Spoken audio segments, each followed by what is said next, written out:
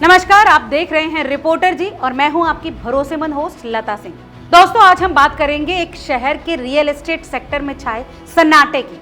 आखिर क्यों real estate market में खरीद फरोख्त ठप हो गई है? सरकार की नई लैंड पूलिंग पॉलिसी और CLU व डेवलपमेंट चार्ज में बेतहाशा बढ़ोतरी ने कैसे सेक्टर को हिलाकर रख दिया है।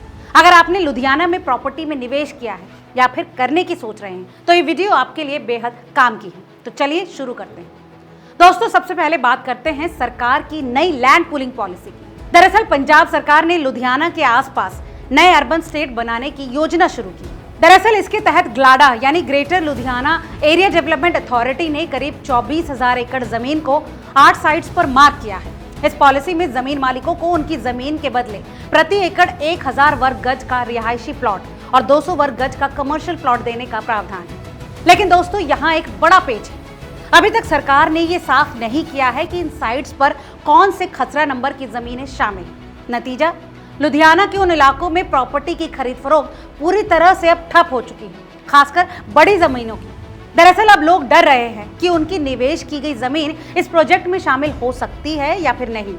सोचिए, अगर आपने करोड़ों रुपए लगाकर लुधियाना के साउथ सिटी या फिर लाडोवाल बाईपास जैसे इलाकों में जमीन खरीदी है और अब आपको पता चले कि आपकी जमीन सरकार के नए अर्बन एस्टेट प्रोजेक्ट में शामिल हो सकती है, क्या आप रजिस्ट्री करवाएंगे या आगे पेमेंट करेंगे? शायद नहीं। दोस्तों, यही हाल लुधियाना के उन निवेशकों का है जिन्होंने इन इलाकों में भारी भरकम रकम लगाई।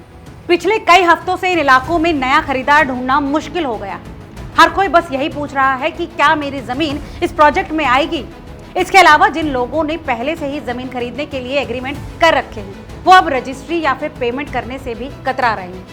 दोस्तों, अगर आपको लगता है कि सिर्फ लैंड पूलिंग पॉलिसी ही रियल एस्टेट सेक्टर के लिए परेशानी है तो जरा रुकिए। सरकार ने अब निवेशकों को एक और बड़ा झटका दिया है। CLU यानी चेंज ऑफ लैंड यूज और डेवलपमेंट चार्ज में कई गुना बढ़ोतरी कर दी गई। ये नई दरें रिहायशी कॉलोनियों, ग्रुप हाउसिंग, कमर्शियल और इंडस्ट्रियल प्रोजेक्ट्स पर लागू होंगी।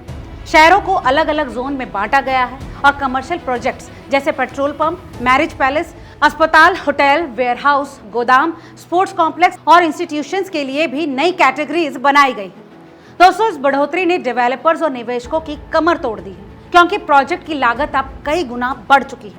वहीं इस सन्नाटे का असर सिर्फ बड़े डेवलपर्स पर ही नहीं बल्कि छोटे निवेशकों और आम लोगों पर भी पड़ रहा है। जो लोग यहाँ रियल एस्टेट में निवेश करके भविष्य की योजना बना रहे थे वो अब अनिश्चितता के भंवर में फंस चुके हैं।